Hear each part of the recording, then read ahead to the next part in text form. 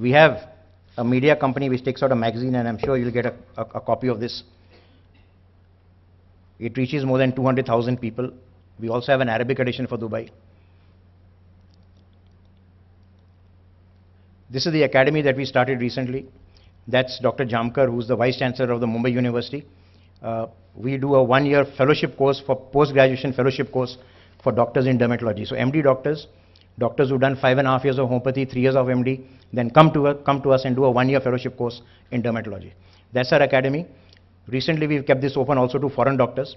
This is a group of Brazilian doctors who had come all the way from Brazil to learn homeopathy from us, advanced homeopathy.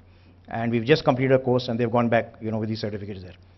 So we're looking at growing that as well. Finally, I think in whatever we do, we try to follow homeopathic principles. And I think that's a good, lesson to learn from entrepreneurship, that you remove the disease, not the symptom. That's what homeopathy does. It goes to the root of the problem. And I think that's what we do also in our company. We try to see what is the core problem, why is it that the person is unhappy, what is that he wants, rather than just superficially brushing it off. Personalized approach. Nothing works better than one-to-one. Even today, I go to my major cities and I do one-to-one with every employee, across 2,000 employees, across the world, I would say, whether it's London, Dubai, at least once a year. So once a year, I would meet every employee and ask them, even though there's a very strong HR department, and ask them what their problems are. So we still try to maintain a kind of a family atmosphere, even though it's a professionally managed company. And I think that gives us an added advantage. Don't suppress the disease. We don't ask you to use ointments for skin problems. We say you can suppress it. And the same way we say that when you see early signs of rumbling in your organization, act proactively and don't allow things to come up. And of course, the cure comes from within. So if you actually go to the root of the problem and understand it, I think you'll be a very successful entrepreneur. So finally, now the qualities of entrepreneur, number one is believe in yourself. I think that's most important. Perceive, ideate, lots of new ideas you must come, innovate. I talk about frugal innovation, not expensive innovation. Innovation is not necessarily expensive. What do you need to catch fish? You need one thread and you need a little bit of atta. That's all. And you need a stick. You don't need an expensive fishing rod. You still catch your fish. So I try to see that in the organization, people actually start thinking like that every person has to give some new idea every month. And we have to see how much of those ideas can we actually then implement. Create. I think one of the biggest joys that I have is the joy of creation. I go to a city, nobody knows the brand. We set up 18 clinics, 25 clinics in a period of 2, 3, 5 years. And then the brand gets known. And then people start taking homeopathy in countries where homeopathy was not known earlier. So that's something that makes me very happy as well. In whatever you do, you have to learn how to sustain it. Sustain something is not very easy to do. Lots of things start. Motivation is very important for yourself and for your employees. Mantras for success is Gyan, because we believe medicine is knowledge-based, and so knowledge management is very important. And you must update your knowledge in whatever field you are as an entrepreneur. Dhyan, we believe a lot of young people lack focus. I work with a lot of young people, and my big job is to make sure that I keep refocusing them back on what they should be doing. They want to do 500 things, but they don't want to close one thing which they should be doing. And Man Samman, I think you cannot kind of demand respect, you have to earn it. So it's always mutual. Earn self-respect, believe in yourself is very important. And finally, passion, which I think is really the key to everything. And here I'd like to quote, before I end, a little research that was done. It's the largest research which has been done on market research on entrepreneurship. There were 1,500 graduates, and over a period of 20 years, this research was done. And 83% of people said that they took up a job because of money, and they were tracked for 20 years. And the other group was 17% of people who followed their passion. The group that worked for money, at the end of 20 years, produced 1 billionaire. The group that worked for passion, at the end of 20 years, produced 100 billionaires. So that says it all, and therefore I'm going to end with this quote. रहने दे आसमान, ज़मीं की तलाश कर. रहने दे आसमान, ज़मीन की तलाश कर, सब कुछ यही है, न कहीं और तलाश कर। हर आरज़ू पूरी हो गई तो जीने का क्या मज़ा, हर आरज़ू पूरी हो गई तो जीने का क्या मज़ा, जीने के लिए बस एक वजह की तलाश कर। And I think once you found that one goal and one वजह in your life, you're all successful entrepreneurs. Thank you very much.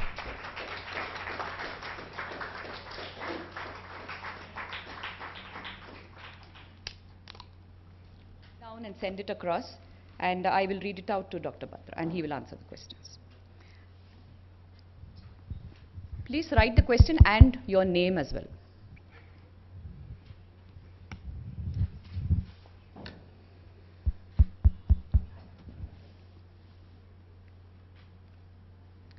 May we have someone to collect the questions, please?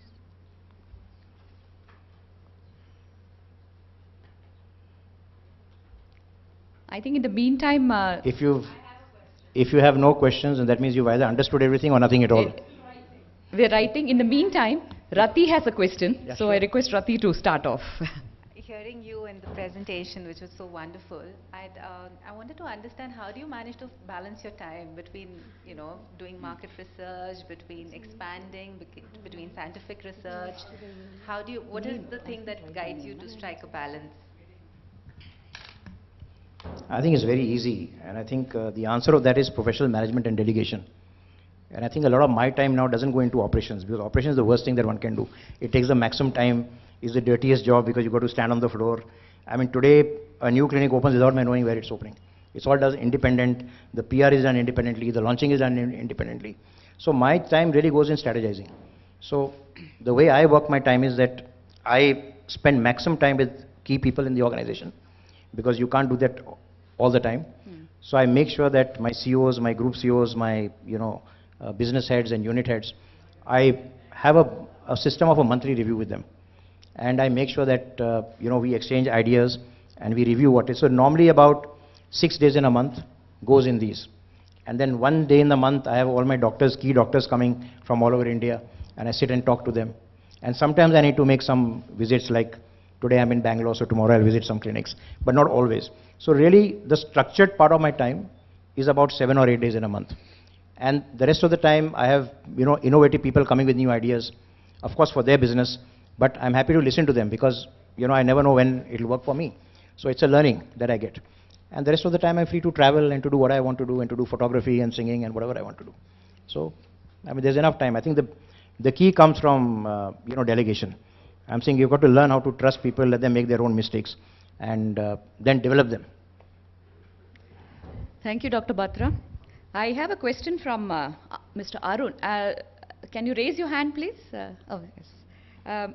I really wonder, after such an extensive struggle of so many years, whether your heirs are intact, how your hair is intact. I think it's this. I first thought it was the hair, but it is the hair. Nobody's pulled them out, thank you. Like I said, if you enjoy your work, you keep your hair. It's just, I mean, every day I go to work looking forward to it. If I was to go to work not looking forward to it, I think I would turn grey and I would turn bald and I would probably be sick. But I enjoy working, and I love what I do, and I'm very passionate about it, which is why I'm happy doing what I'm doing. So no question of losing hair. There's a question here. Can diverticulitis be cured through Batra's homeopathy? This is asked by Mamtu. Okay, it can't be cured through any homeopathy. No, because it's a problem which is a mechanical problem. However, it can be relieved. I mean, the symptoms can be controlled and managed, but it can't be cured by any system of medicine except through surgery, if at all. That's it. Samprita has two questions. First one is, is there your presence in Canada? She wants to know, because her daughter lives there and she suffers from pancreatitis, so she wants to get help. That's question number one. And second question is, when does homeopathy fail, if at all it does? Yeah, it does fail, and I'll come back to that. As far as Canada is concerned, we don't have a clinic there at all, and we are presently looking at developing something. We are working with some partners, because Canada has a lot of expats and we want to be there. But it takes us almost like a 2-year struggle before we can actually enter into the country. Because every country had different laws. Just for example, let you know that in America, it's not just America, but every state has its own law. And similarly in Dubai, you know, Dubai has one law, but if you go to Abu Dhabi, it has another law, even in UAE. So health laws are very, very, you know, and by the time you understand all this and get all your licensing in place, it takes about 1.5 to 2 years. I mean, just to give you an idea again about Dubai, because we worked there so much, we invested in a clinic for 2 years. We had to buy the clinic, we had to do the clinic, we had to hire the doctor, we had to pay the salary. It took us 22 months to get the license. So for 2 years, we put in all the money with getting no return at all. So I'm saying, you know, international healthcare is not an easy thing to do. And we are working to looking at Canada. We have somebody there. But I recommend it will take probably another year by the time we can actually open there. Coming to your question about, you know, your pancreatitis, it is something which is not easy to treat. But homeopathy does have a good treatment for it. And so, you know, one way that you can do it is you can actually chat with a doctor on www.drbhatras.com, and you can get medicines by courier from India. So it's very easy to do it. You can go through the net, you can put your medical reports, you know, you can put your child's serum amylase level, because that's what goes up when you have pancreatitis. So we know how bad it is. But, you know, acute attacks of pancreatitis are very difficult to treat. And very often they need hospitalization because the pain is so severe. And so really local doctor will help you in an acute attack. But in chronic pancreatitis, over a period of time, you can get very good relief through homeopathy. And I think if you don't get pain and you don't get attacks, you're kind of cured. What are the next questions? Does homeopathy fail, if at all? Yeah, yes, it fails. It fails for many reasons. It fails, number one, if the patient is not well selected, because everybody can't be treated. And therefore, if you try to cure an incurable case, you will fail. So if you take on more than what you can chew, it's not going to help. You've got to be very careful of selecting the right candidate. I'm saying, just to give you a very general example, not of homeopathy, but even in hair transplant, where we get 100% success rate, but we get 100% success rate because we only select 20% of all the patients that come to us for hair transplant. Because what happens is, for example, young people want to come and they say, I want this. Sure, we can give you a hair transplant, you can be all right. But 5 years down the road, the rest of your hair will get bald. You'll get bald. So you're going to look exactly the same as what you're looking. So it's not going to help you. So I think choosing the right patient for the right treatment is very important. And the second thing also is choosing the right doctor is very important. Because if you go to the wrong doctor and, you know, the person starts making you false promises and I can treat everything, everything can get cured, I think you will not be happy. By and large, acute, you know, emergency situations are difficult to treat through homeopathy. There should be hospitalization, and emergency measures require surgery. So except for things which are, you know, directly surgical and things which are directly emergency, like heart attacks and things like that, for every other thing, homeopathy has got an answer, at least to either, if not to cure it, at least to manage it and to palliate it. There's a question from Shilpa Gupta. Please raise your hand. Can Raynaud's whiteness in the hands because of the cold climate be cured? What is the word again? What whiteness is that? Yeah, it's Raynaud's syndrome. Raynaud's syndrome. So what happens is the arteries get closed because of cold, and then you get whiteness of the hand and, you know, sometimes cramps and things like that. I mean, I can't confidently say yes, so because we haven't treated too many patients of that yet, so I can't comment on it. But I mean, there is nothing else that can cure you, so you might as well try homeopathy at least. That's the answer. So at least it's a safe option, you can try it. So, but I can't tell you whether how much it will help. There's a question from Alpana Bhartiya. She says, in the UK, Alpana Bhartiya, please raise your hand. Is she here? Yeah. In the UK, media articles asked for a ban homeo by Dr. Ernest, that it is not probable or viable. Why this opposition? Yeah, that is true. There's a lot of media that is against homeopathy, which is not only in UK but also in Australia. You know, recently there were some articles that came from there as well. It's a cycle that keeps happening every few years. And why that happens is there is a reason for it. The reason is people don't challenge homeopathy, but they challenge it as a placebo. They say that it's faith cure because you're using very minute doses which cannot be determined. But today a lot of research has been done, including by IITs and in India as well, by a lot of researchers, where even these micromolecules and like they call it nanotherapy actually works very well. So it's actually a thing of the past. But to specifically answer your question also, I think there are two sides to it. One is there's a very strong, British Medical Association lobby, which actually tries to see that, you must understand that homeopathy is the greatest challenger today to modern medicine. I mean, it's the second largest system of medicine. It's grown so fast. It's something which is of concern to the, not to the doctor so much, but more to the drug lobby. And so there are always stories which get planted to make sure that it doesn't grow. That's one. Second thing is in UK, because you asked me the UK question. The UK government, homeopathy, for many years has been on the National Health Scheme, NHS. And the government spends 14 million pounds every year on reimbursing homeopathy treatment for the subjects and for people of UK.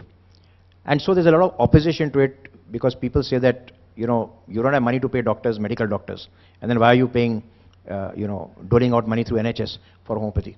So there are lots of, having said that, homeopathy has a lot of royal patronage in UK. It has a very good fan following. Lots of people believe in homeopathy. It's not that they don't. And it's not only the Indians, but a lot of Britishers and lots of local people believe in homeopathy.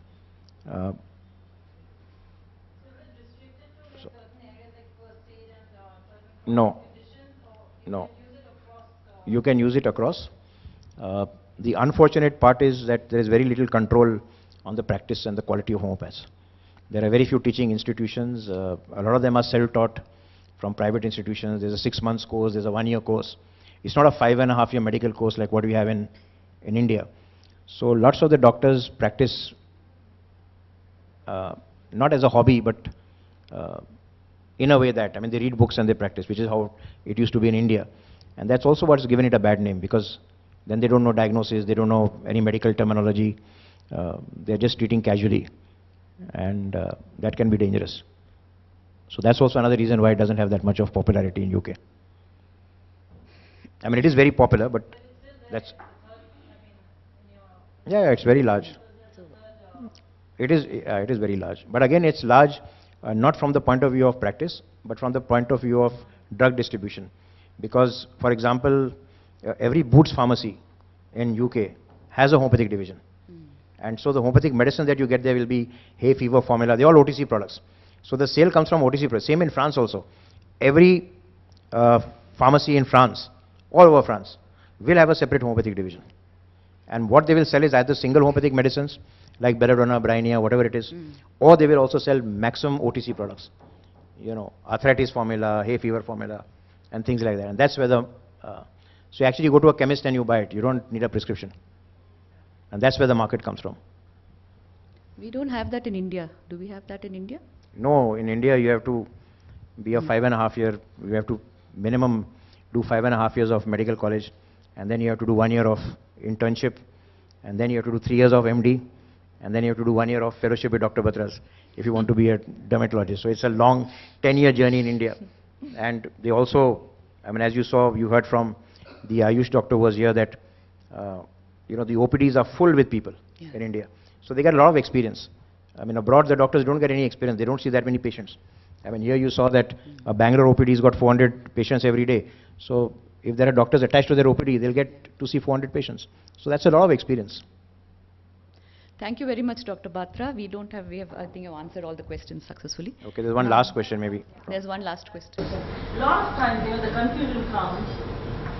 There's nobody to advise us when we are taking an allopathy medication, when to stop, or whether there's any reaction from homeopathy medication, whether we can combine both. Yes, you have to combine both, not whether you can. You have to combine both. All over the world, homeopathy is called CAM, like I said. It's called complementary and alternative medicine. So when you talk about complementary medicine, you must understand that a lot of the medicines that you take, drug-induced medicines, a lot of them are addictive.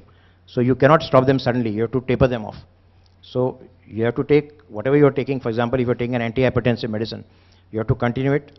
You have also to take homeopathy, and you have to gradually taper it off after checking your blood pressure regularly. And once you're stable, you then have to cut it off. And then depend only on homeopathy, and after some time, be without homeopathy as well. I mean, that's how it works.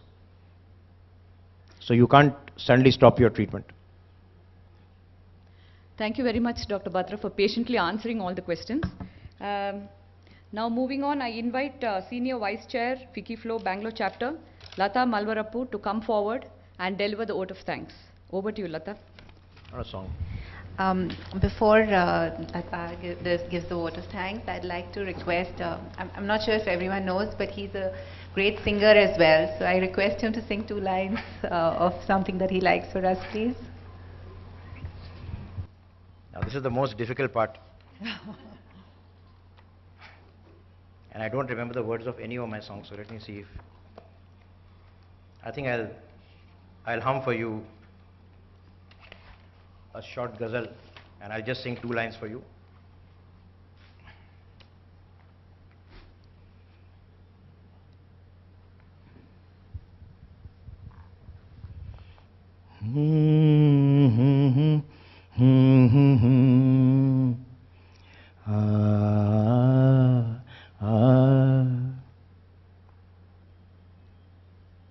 चले गए